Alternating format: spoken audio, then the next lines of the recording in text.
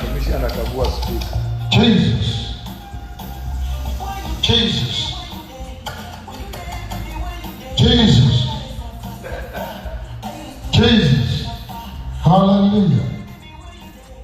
Hallelujah.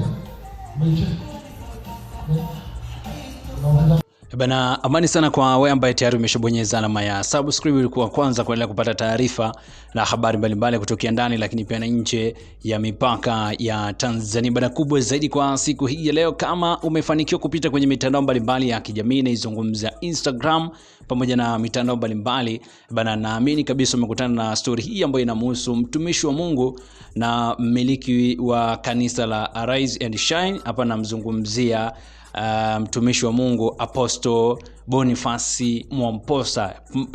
Kwa Mwamposa pamoja na Harmonize bana, wameonyeshwa kukubali na kusupport kazi za Majizo, ambapo kwa siku hii ya leo bana, Harmonize ameweza kushare kwenye mtandao wake wa Instagram akimuonyesha Mwamposa akiwa anazijaribisha au anazitest speaker zake, ni speaker za Majizo, na kusema kwamba ana mpango wa kununua speaker nyingi zaidi kutoka kwa Majizo na zenye ukubwa tofauti. Yote kwa yote bana, ni kwa sababu ya kuweza kuenda kutangaza injili kutumia speaker za Majizo. So watu wengi zaidi wamekubali na wameappreciate kile ambacho mtu mzima amekifanya, au baba wa kiroho watu wengi, na mzungumzia Mwamposa kwa kile ambacho ameweza kukifanya. Kumbuke tu ni kuambie Majizo yeye bana, huyu ni CEO yes, huyu ni CEO wa EFM, lakini pia na TVE ni CEO wake. Lakini pia huyu jamaa kwa historia yake ya zamani kidogo ni kwamba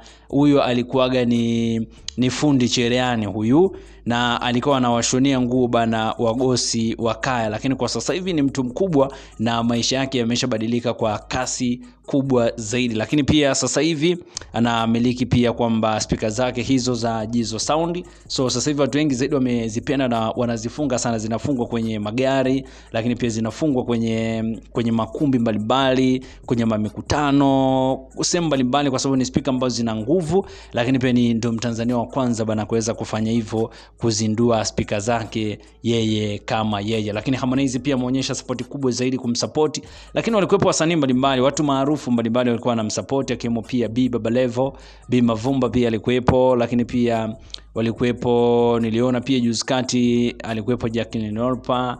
Lakini pia niliona pia na watu maarufu mbalimbali alikuwepo pia kina Mwijaku. Yote kwa yote bana ni kumsupport. Lakini leo mtumishi wa Mungu Apostle alifika pale bana Mwamposa kwa ajili ya kuweza kwenda kumbariki, kwa ajili bana kwenda kumpongeza kwa kazi kubwa zaidi hiyo ambayo ameshaifanya. Kwa kwa binafsi mtumishi wa Mungu bana kama Mwamposa kwenda kuonyesha support kubwa kama hiyo ambayo ameweza kuionyesha, kwa upande wako wewe umeichukuliaje, na unafikiri na watumishi wengine pia wakiwa na support pia vipaji mbalimbali na vitu mbalimbali vya nyumbani, unaonaje? Tutafika mbali au ndio ile tutaishia tu sehemu ambayo tumeishia? Unaweza pia kuniachia comment hapo chini, lakini kubwa zaidi usisahau bana kusubscribe channel yetu BM Basha TV. Lakini pia unaweza kanicheki kwenye mitandao yangu yote ya kijamii, natumia BM Basha. Ukinifollow pia Instagram na mimi nitakufollow back.